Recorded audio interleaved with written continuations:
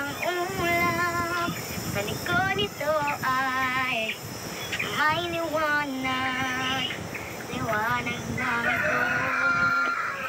Sa ating lahat may sinagang mga pusong bukas. Sa init ng mga yakap, naghihilom ang lahat ng sugat. Ang nagsinding itong ilaw, walang iba kundi ikaw. Salamat sa liwanag mo, muling magkakakulay ang Pasko. Ang nagsinding itong ilaw, walang iba kundi ikaw. Salamat sa liwanag mo, muling magkakakulay ang Pasko. Dahil ikaw bro, dahil ikaw bro, start ang Pasko.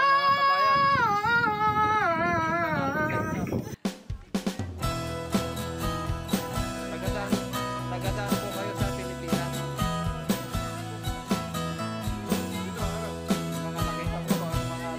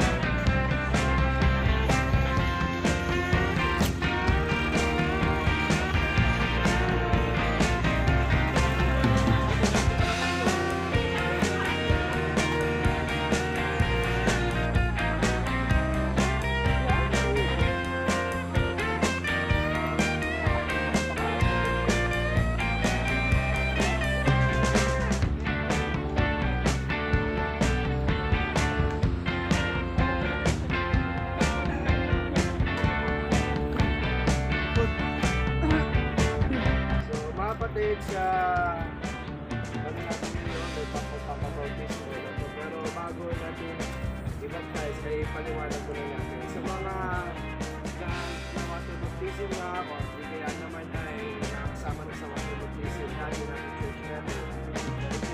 Alam na natin ito na yung pinapaliwanag. No?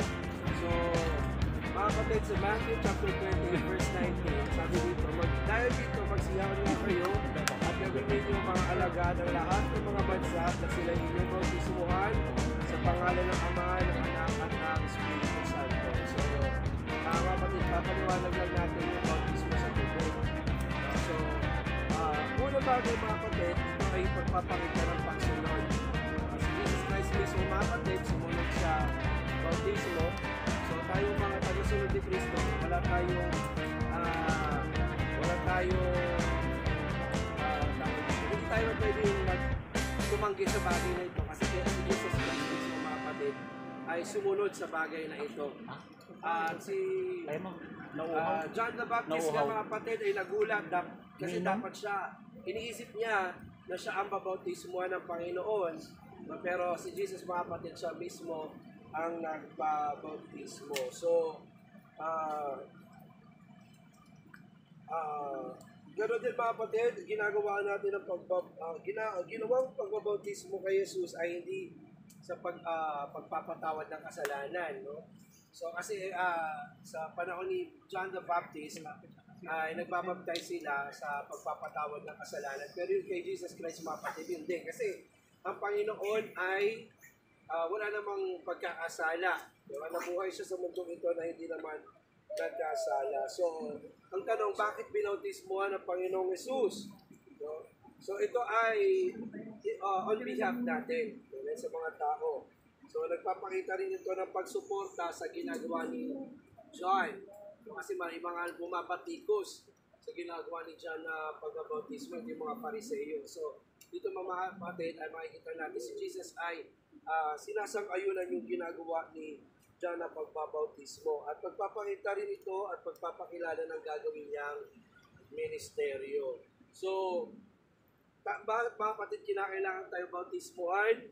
Una, hindi ito sa pagsisisi, kung hindi ito ay pagpapakita na tayo ay nagsisi na sa ating kasalanan. Tama ba, brother? Sisi na, di ba?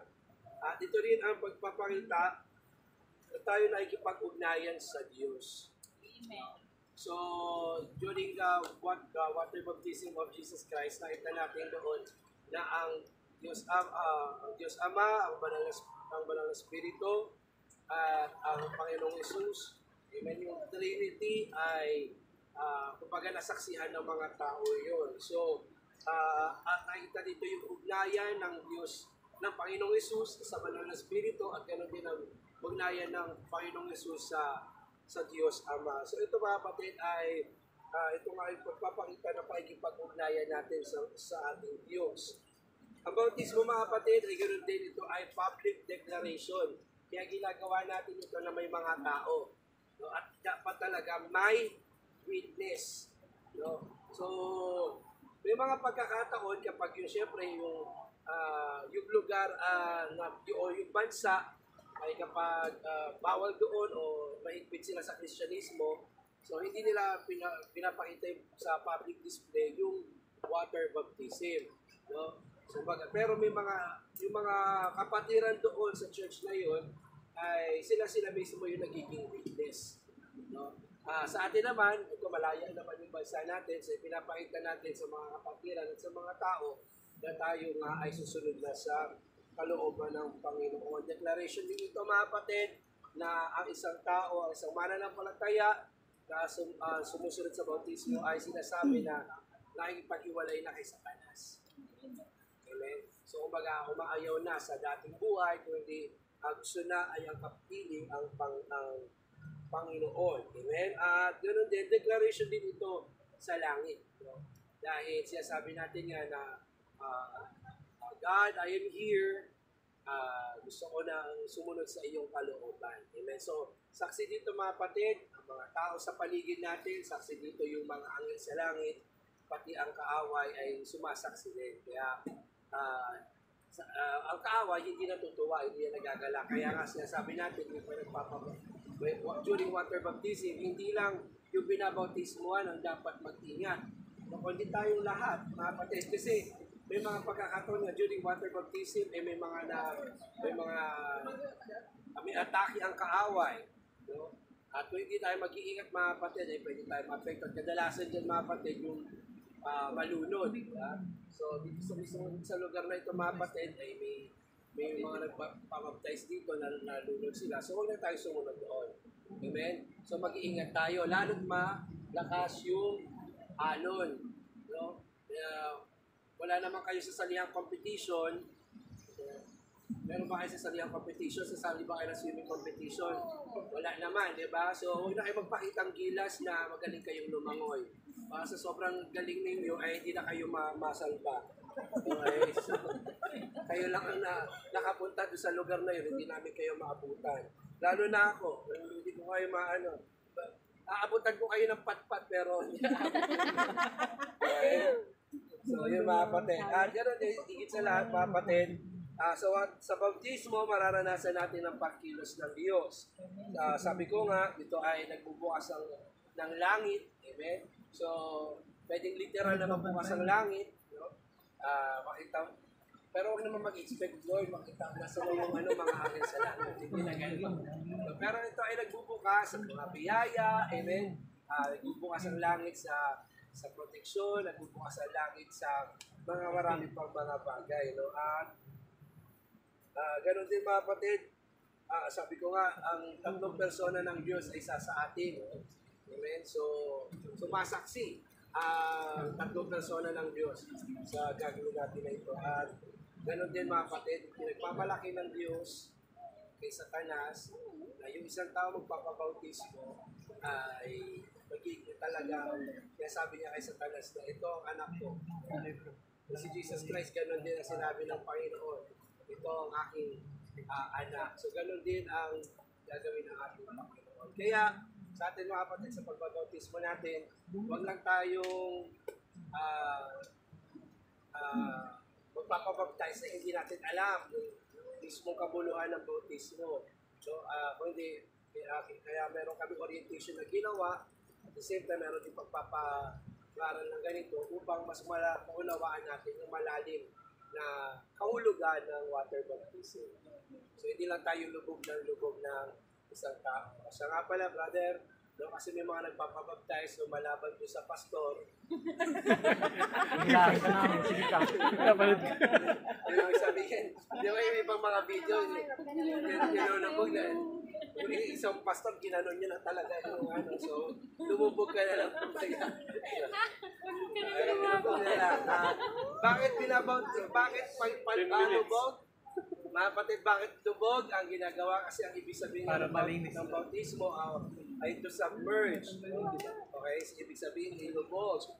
At ang ibig sabihin nga nito ay yung ating dating buhay ay nailibing na at pag-ahon natin ay kasama natin ng Panginoong Jesus niya. Siya ay nabuhay na magmuli. So, meron tayong panibagong buhay. Okay? So, yung prayer natin, may prayer tayo doon, pero saglit lang. Hindi rin natin gagawin yung ginagawa ng ibang mga pastor na nung nilubog doon na nag-pray. Mahaba yung prayer. So may mga tamang kaparaanan. Actually, mapapasin natin, nakakatawa-tawa yun. Pero yun ay nangyayari sa mga churches. No? At yun, maging wise lang siguro talaga. Okay, so yun. Prayer tayo doon. And then, yung ilang mga kalalakihan doon ay pwedeng pumaligid, no? Yung ibang mga babae siguro ay pwede rin namang sumama. Pero dito lang tayo sa malapit-lapit kasi So mamaya iikot tayo doon mga kapatid at mag-pray tayo doon. Okay? So, yun lamang mga kapatid, manalangin tayo ngayong hapon na ito. Panginoon, kami po yung nagpapasalamat sa biyaya, Panginoon God, sa isang kapatiran, Panginoon God, na tumugon sa bautismo. Dalangin namin, O Diyos, na patuloy siya, Panginoon, magpagamit ng kanyang buhay sa iyo. At dalangin din po namin, Panginoon, na hindi sa mga susunod, Panginoon God, ay hindi lamang siya ang magpabautismo, kundi magbangon ka pa ng mga taong makakakilala sa iyo at mababautismuhan din sa tubig. Panalangin din namin Amang Banal na ingatan niyo po kami sa aming pong gawain, Panginoon God, at minsan pa itinataas ka namin. In Jesus' name we pray.